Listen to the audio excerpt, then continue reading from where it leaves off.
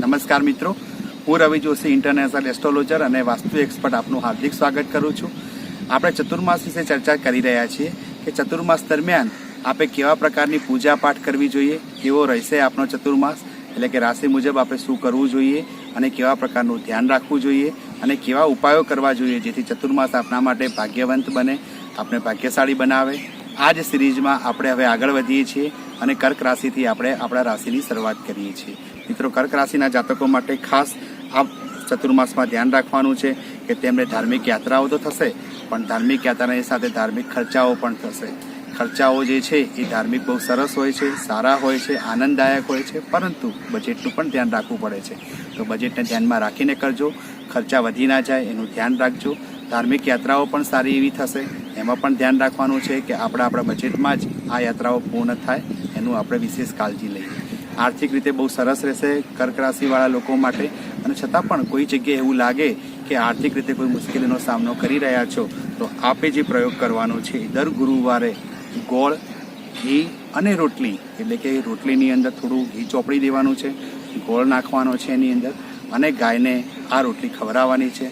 આવું દર ગુરુવારે કરવાથી સમગ્ર ચતુર્માસ દરમિયાન ગુરુ મહારાજની કૃપાથી આપનો ચતુર્માસ બહુ જ સરસ જશે, પ્રગતિ થશે અને આપ નિરંતર સારામાં સારા પ્રમાણમાં ઉત્તરોત્તર પ્રગતિ કરી શકો છો। તો ત્યારબાદ આપણે વાત કરીએ સિંહ રાશિની। સિંહ રાશિનો જે ચતુર્માસ છે એમાં શનિદેવ તેમને લાંબી યાત્રાઓ કરાવશે। લાંબી યાત્રાઓ ફાયદાકારક પણ રહેશે, નવી તકો પણ આપશે। તેની સાથે એ બાબતનું ધ્યાન રાખવાનું છે કે દાંપત્ય જીવનમાં ક્યાંય સંઘર્ષ પેદા ના થાય એનું આપણે વિશેષ કાળજી લેવાની છે। દાંપત્ય જીવન એકંદરે સારું રહે, પણ કોઈ નવી રિલેશનશીપ થવાથી દાંપત્ય જીવન બગડે નહીં, એટલે કે બેના વચ્ચે કોઈ ત્રીજી વ્યક્તિ આવી જાય તો દાંપત્ય જીવનમાં ખટરાક પેદા થાય છે। આવું ના થાય તેનું ધ્યાન રાખવાનું છે। જે નવયુવકો છે એમના માટે રિલેશનશીપ સારી રહેશે, નવી રિલેશનશીપ બનાવી શકે છે અને એમાં તેમને માધુર્યતા પણ જળવાઈ રહેશે।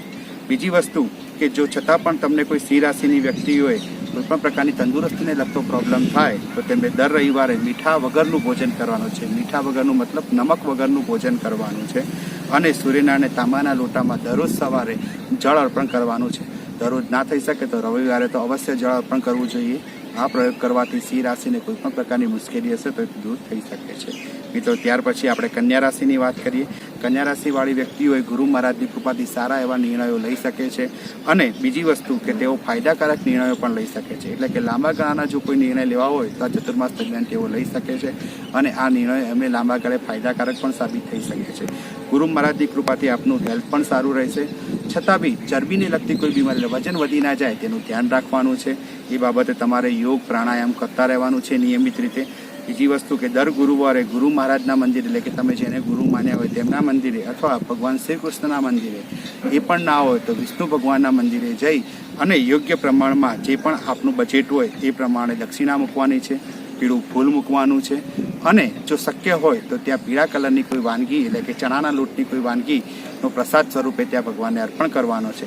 આટલું કરવાથી ગુરુ મહારાજની કૃપા, ભગવાન વિષ્ણુની કૃપા આપના ઉપર બની રહેશે અને આપનો ચતુર્માસ જે છે એ બહુ જ સારી રીતે વ્યતીત થશે અને ભગવાનની દયાથી આપ સારા એવા પ્રમાણમાં જે છે પૈસા પણ કમાવી શકો છો।